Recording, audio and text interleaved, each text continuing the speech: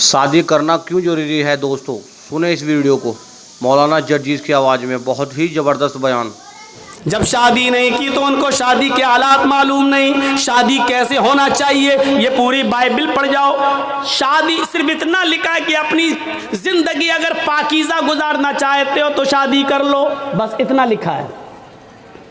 अपनी जिंदगी पाकीज़ा गुजारना चाहते हो तो शादी कर लो, लेकिन शादी कैसे करो, किस उम्र में करो, लड़की बड़ी होनी चाहिए या छोटी होनी चाहिए, फिर शादी के बाद बीवी के साथ किस तरह रहो,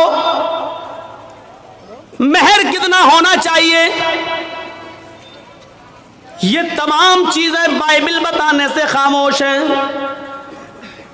वेद आप पढ़े तो वेदों में भी लिखा है कि रामचंद्र जी ने भी शादी की थी, लिहाजा तुम विवाह करके अपने आप को सुरक्षित कर लो। लेकिन शादी कैसे होना चाहिए ये आपको न वेदों में मिलेगा, न रामायण में, न गीता के अंदर। कहीं पर भी आप चले जाइए पूरा न मंजर आपको नहीं मिल सकता, क्योंकि कोई धर्म कंप्लीट नहीं है।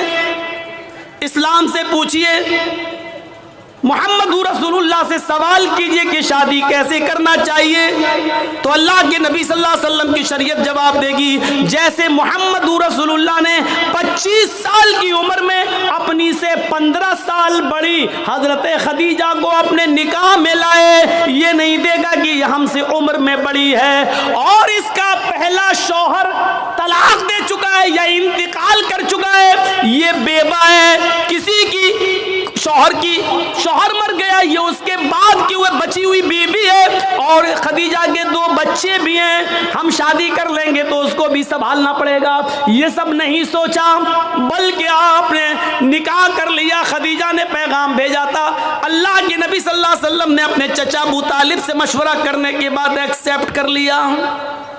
शरीयत जवाब देगी कि बड़ी उम्र की औरतों से निकाह करना कोई बुरा नहीं है। फिर शरीयत ये भी कहती है, मोहम्मद रसूलुल्लाह जवाब देंगे कि मैंने आयशा से भी निकाह किया जो हमसे उम्र में बहुत छोटी हैं, लिहाजा अगर कोई छोटी उम्र से शादी करना चाहे तो छोटी उम्र की लड़की से भी निकाह किया जा सकता है, इसमें कोई बुराई नहीं है। लेकिन रहना वैसे, अगर तुम्हारी बीवी उम्र में बड़ी है तो वैसे रहो जैसे मैं खदीजा के साथ रहा, अगर तुम्हारी बीवी उम्र में छोटी है तो वैसे रहो जैसे मैं आयशा के साथ रहा। गौर कीजिए, आपको एक एक चीज का सबूत मिलता चला जाएगा, कोई चीज बाकी नहीं है। यहां तक कि सोने के आदाब तक मिले लिखे, मियां और बीवी को किस तरह अपनी जिंदगी गुजारना चाहिए वो तक मिलेगा।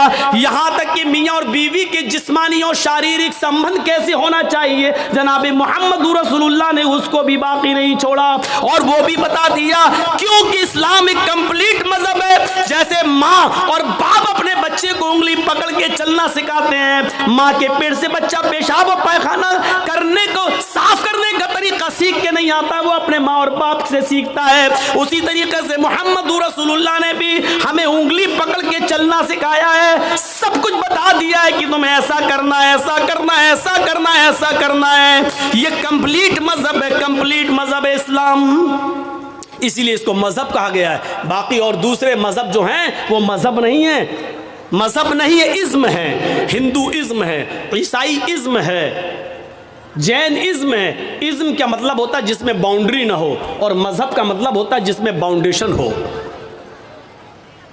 जिसमें बाउंडेशन हो। कुछ जानवर हलाल है, खा सकते हो, लेकिन हर जानवर नहीं खा सकते हो। चाय पी सकते हो, दूध पी सकते हो, लेकिन हर पीने वाली चीज नहीं पी सकते हो। शराब नहीं। अच्छा मौलाना, शराब तो छोड़ो, बीड़ी सिगरेट वो भी नहीं, एक बाउंडेशन है। मौलाना इस पे बोल दीजिए, इस पे बोल देंगे तो फिर कौन बुलाएगा, क्योंकि सारा मामला तो उसी पे टिका हुआ है पूरे औरंगाबाद का। अब टिका है तो कोई क्या करे, लेकिन इसकी वजह से कोई हक बात बोलना छोड़ दे, फिर फर्क क्या रह जाएगा, फिर बात क्या रह जाएगी। मेरे प्यारे साथियों, हक बात अगर आपके और हमारे खिलाफ जाए तो जाना चाहिए। मौलाना को बाउंडेशन नहीं करना चाहिए, नहीं इस पे नहीं बोल सकते, उस पे बोल सकते, उस पे नहीं, हमें अपने आप को सुधारना चाहिए। इस्लाम को अपनी मर्जी के मुताबिक हमें और आपको नहीं ढालना है, बल्कि इस्लाम के मंशा के मुताबिक हमें और आपको चलना चाहिए। ये होना चाहिए इस्लाम, ये होना चाहिए इस्लाम।